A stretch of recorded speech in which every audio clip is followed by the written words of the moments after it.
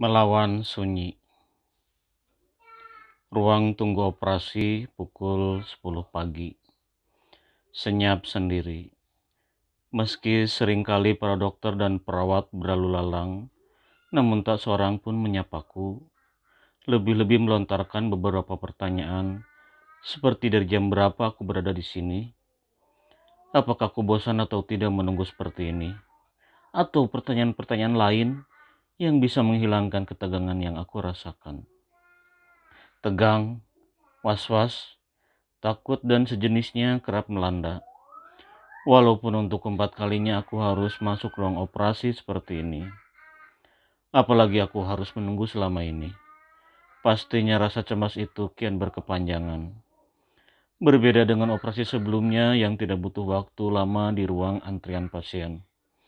Saat itu proses operasi segera dilakukan.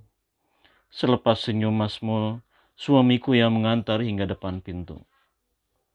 Satu-satunya penyemangat yang meneguhkan rasa untuk melewati masa-masa operasi adalah Mulyadi. Nama lengkap seorang laki-laki yang telah menemani hidupku hampir 10 tahun ini. Orang bilang tampaknya cenderung kasar, tapi tatapan matanya meneduhkan hatiku. Meski tangannya kasar karena setiap hari berkumul dengan pasir dan semen, tapi sentuhannya selalu meluluhkan emosiku yang kadang meledak-ledak. Mulutnya tidak banyak berkata. Saat aku marah, terguncang hingga menangis jadi-jadinya.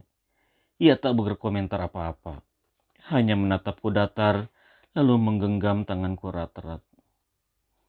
Di hari ini kusimpan harapan besar, setelah sekian tahun menguburnya dalam-dalam.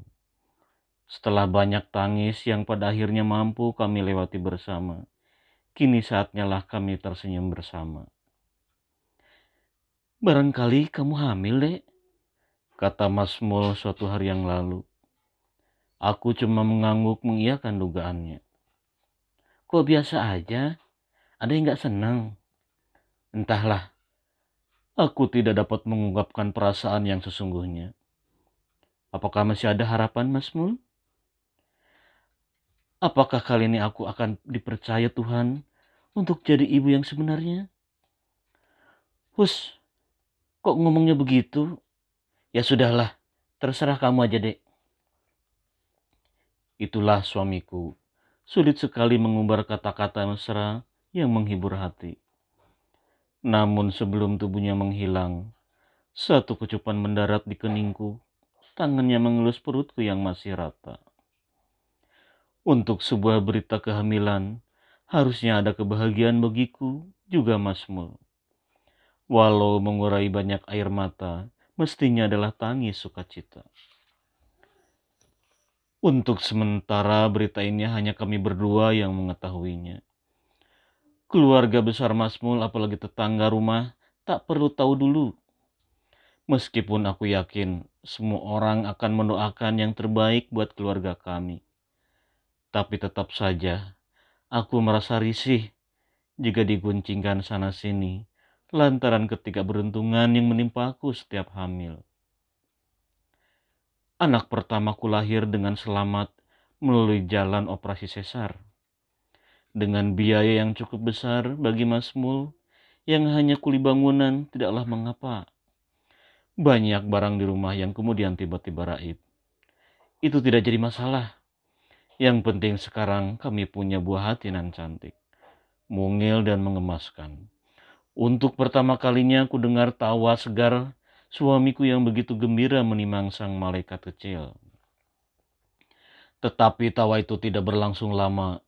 Si kecil yang baru saja diakikah dan diresmikan namanya itu kemudian meninggalkan kami untuk selamanya. Ia menghembuskan nafas terakhirnya setelah mengalami demam tinggi selama 24 jam.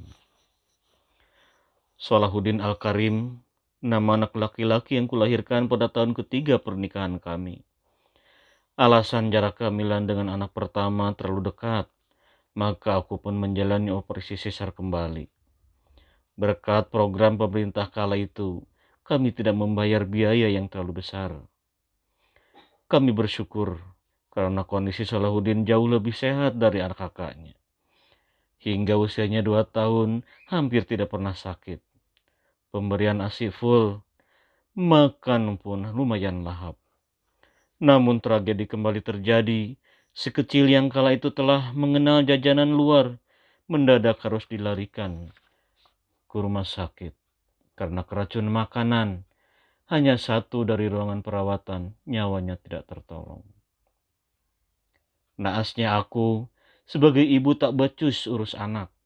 Umpatan paling menyakitkan dari salah seorang kerabat jauh Masmul.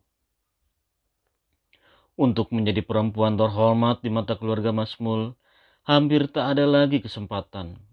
Tidak ada wanita spesial, sesial aku di keluarga Masmul, katanya. Ujian tidak berhenti pada anak ketiga kami. Bahkan sebelum ia mampu menghirup udara segar, dunia dan memiliki nama yang indah, entah sebab faktor apa, ia lahir dalam kondisi tidak menangis, dan nampaknya memang sudah tidak bernafas. Aku putus asa. Aku tidak peduli dengan apa yang orang bilang, karena mungkin inilah kebenarannya. Aku tidak becus jadi seorang ibu, atau bahkan ini vonis Tuhan untukku bahwa aku wanita yang tidak pantas jadi seorang ibu. Sementara itu, Masmul tak menunjukkan reaksi berbeda di semua rangkaian kejadian menyedihkan yang menimpaku. Wajahnya selalu datar, tangis pun tiada, biasa saja. Ujar pun biasa saja, tanpa basa-basi yang kurang penting. Namun pada suatu malam, beberapa hari setelah kabar kehamilanku yang keempat itu, untuk pertama kalinya ku dengar Masmul menangis penuh pilu. Entah seperti apa perasaan yang menyertai isak tangisnya itu. Wajahnya tersungkur begitu dalam di atas sajadah panjang yang dibentangkan dekat tempat tidur kami. Mungkin berkat tangisannya yang ratusan kali sampai ribuan kali, yang dilakukannya setiap malam, yang walaupun tidak kudengar seluruhnya itu, aku memiliki semangat baru dan berhasil melewati hari-hari hingga ke posisi ini. Sesi menunggu di ruang operasi telah usai.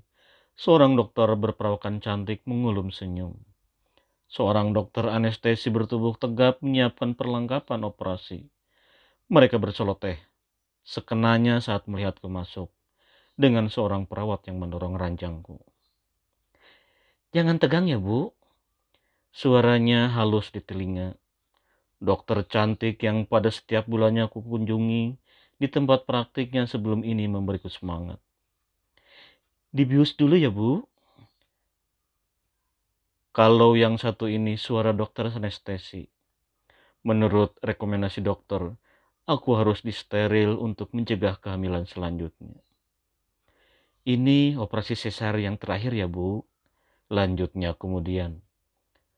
Sebuah jarum menusuk punggungku dan serta-merta ada sesuatu yang menjalar di seluruh persendian tubuhku. Memang hanya bius lokal, namun kurasakan seluruh tubuhku kini melemas dan didera kesemutan. Inilah saat yang paling menakutkan, seperti hendak dicabut nyawa. Antara sadar dan tidak, aku selalu mengucap doa dalam hati agar aku diselamatkan demi melihat anak dan suamiku. Tapi untuk kali ini, aku hanya minta satu hal pada Tuhan. Semoga Dia menyelamatkan anakku. Hidupkan ia lebih lama di dunia. Hidupkan ia untuk seseorang yang merelakan lengan dan kakinya berlumur peluh dan darah menjadi penopang hidupku demi seseorang yang telah melindungiku. Dengan doa-doa sepanjang malam, jadikan aku ibu sempurna meski untuk pertama dan terakhir kalinya. Jika hari ini adalah ajalku, matikan aku dalam keadaan husnul khotimah. Kutenggelamkan diri dalam doa berulang-ulang dengan mata terpejam dan telinga yang menuli tiba-tiba. Orang pertama yang kulihat setelah kupejamkan mata adalah suamiku. Bibirnya bergumam, melantunkan ayat suci dari sebuah mushaf saku yang digenggamnya. Beberapa jam lalu ternyata aku tak sadarkan diri. Sekarang aku sudah berada di ruang perawatan. Di sebelah ranjangku terdapat box bayi yang masih kosong. Kupandangi bergantian antara box itu dan wajah suamiku. Dalam hati kupanjatkan doa yang sama seperti saat di ruang operasi tadi. Alhamdulillah, dia lahir selamat. Wajahnya cantik seperti ayahnya. Masya Allah, aku terkejut dengan kelakarnya. Sekali lagi dengan ekspresi yang tidak lucu sama sekali.